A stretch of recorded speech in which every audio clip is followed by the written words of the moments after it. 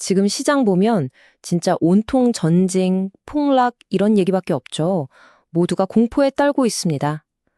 그런데요, 만약 지금 여러분이 보고 있는 이 모든 공포가 사실은 누군가에 의해 아주 정교하게 설계된 거대한 착시 현상이라면 어떨까요? 그리고 그 목적이 완전히 다른 데 있다면요. 네, 바로 이 질문. 이게 오늘 우리가 함께 파헤쳐볼 모든 것의 시작점입니다. 대중이 보고 있는 이 무서운 현실과 그 뒤에 숨어있는 진짜 데이터 사이에는요, 정말 충격적인 간극이 있습니다. 지금부터 그 차이를 숫자로 직접 확인시켜 드리겠습니다. 보시는 그대로입니다. 왼쪽이 지금 언론이 막 떠들어대는 우리를 공포에 떨게 만드는 현실이고요. 오른쪽은 데이터가 보여주는 아주 차가운 진실이죠. 헤드라인은 계속 전면전을 외치면서 패닉을 유도하고 있지만 실제로는 저 천문학적인 복구비용 청구서가 이란의 다음 수를 사실상 막아버리고 있는 겁니다. 이건 혼돈이 아니라 아주 철저하게 계산된 하나의 과정이라는 거죠. 자, 그래서 오늘 우리는 이 5단계를 쭉 따라가면서요, 시장의 껍데기를 한꺼풀 벗겨내고 그 안에 숨겨진 진짜 기회를 찾아내는 여정을 함께 떠나보겠습니다. 좋습니다. 그럼 첫 번째 장부터 바로 시작하죠. 지금 시장을 지배하는 가장 큰 공포, 바로 이 전면전 위협이라는 헤드라인부터 한번 제대로 해체해 보겠습니다. 언론은 계속 중동의 혼돈, 카오스만 보도하잖아요? 그런데 진짜 중요한 숫자는 바로 이겁니다.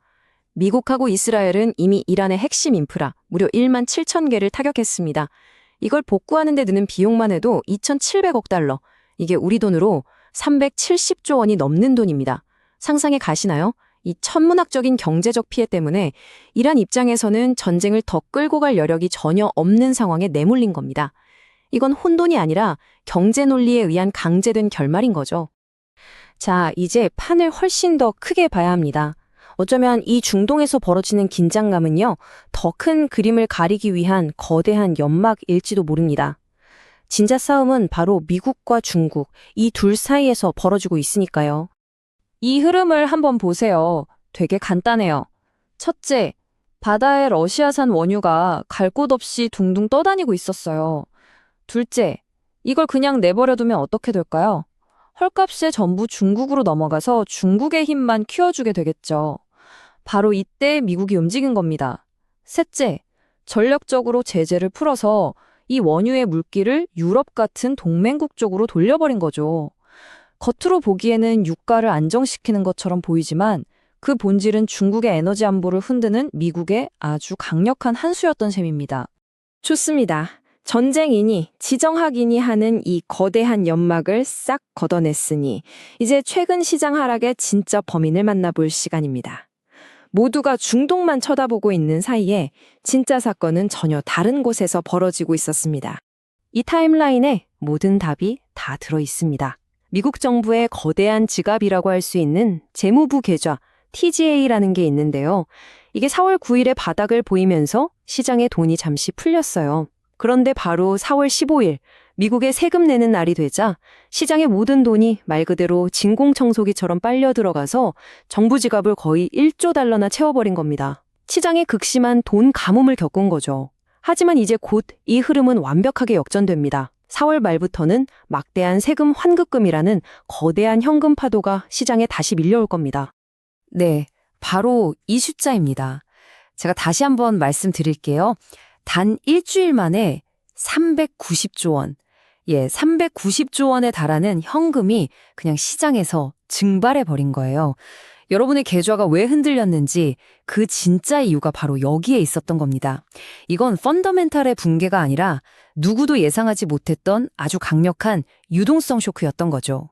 그리고 이 모든 게 그냥 우연이 아니라 미국 정부가 아주 정교하게 계획한 큰 그림이라는 거죠. 먼저 세금 환급이랑 중소기업 지원을 통해서 일반 시민들 또 기업들의 주머니를 두둑하게 채워줍니다. 이걸로 실물 경제의 기초 체력을 다지고 그 힘이 자연스럽게 금융시장으로 흘러 들어와서 더 건강하고 강력한 상승장을 만들겠다. 바로 이런 마스터 플랜인 셈입니다. 자, 이제 가장 중요한 파트입니다. 이 모든 진실을 알게 된 우리가 어떻게 하면 이 거대한 착시 현상을 역이용해서 승리할 수 있을지 아주 구체적인 실행 계획을 지금부터 공유해 드리겠습니다. 먼저 생각의 틀부터 바꿔야 합니다. 최근의 하락은 공포스러운 폭락이 아니라 건강한 조정입니다. 일시적인 돈 가뭄 때문에 발생한 말 그대로 박앤세일 기간이라는 거죠. 이건 두려움에 떨면서 팔아야 할 때가 아니라 오히려 환호하면서 사야 할 기회라는 뜻입니다. 자, 첫 번째 방아쇠입니다. 만약에 4월 말에 일본은행이 개입한다, 이런 뉴스로 시장이 또 한번 겁을 주잖아요. 그건 공포가 아니라 우리에게 보내는 마지막 매수 신호라고 봐야 합니다. 그때가 바로 우리가 준비해둔 현금으로 실적이 탄탄한 우량 기술주들을 담아야 할 완벽한 타이밍인 거죠. 그리고 두 번째 방아쇠. 5,300만 명한테 평균 3,500달러. 우리 돈으로 약 480만 원 정도의 돈이 풀리기 시작한다? 이걸 눈으로 확인했다면 그때는 오히려 이제 상승의 초입 단계일 뿐입니다. 진짜 파티는 이제 막 시작될 테니까 굳건하게 자리를 지켜야 한다는 거죠. 이 표는 그냥 사진을 찍어 두시거나 아니면 꼭 메모해 두세요. S&P 500의 선행 PER이 22배에 가까워지면 단기 과열 신호로 보고 여름철에 미국 휘발유 가격이 3달러 밑으로 안정되면 인플레이션 공포는 끝났다고 봐도 좋습니다. 앞으로 몇 주간 여러분의 투자 결정을 도와줄 핵심 나침반이 될 겁니다. 자, 다시 한번 정리해 드릴게요.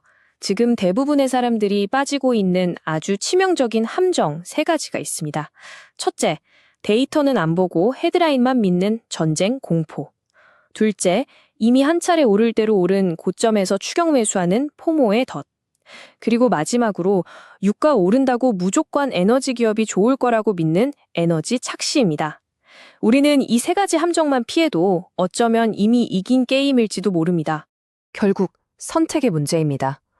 대다수의 사람들처럼 공포에 질려서 소중한 자산을 헐값에 던져버릴 것인가? 아니면 이 모든 구조를 이해한 소수처럼 그들이 던지는 자산을 기꺼이 할인된 가격에 사들일 준비를 할 것인가? 여러분은 어느 편에 서시겠습니까? 자, 마지막으로 제 말을 그냥 맹목적으로 믿지는 마세요. 오늘 제가 설명드린 모든 내용들이 도대체 어디에 근거하고 있는지 그 원본 데이터들을 제가 투명하게 다 공개할 테니까요. 직접 확인하고 스스로 판단해 보시기 바랍니다. 오늘 제가 말씀드린 모든 이야기는 제 뇌피셜이 아니라 바로 이렇게 공개된 데이터를 기반으로 한 겁니다.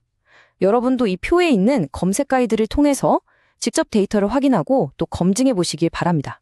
진짜 정보는 언제나 숫자 속에 숨어 있으니까요. 오늘 설명이 여러분이 그 숫자를 읽어내는데 작은 도움이 되었기를 바랍니다.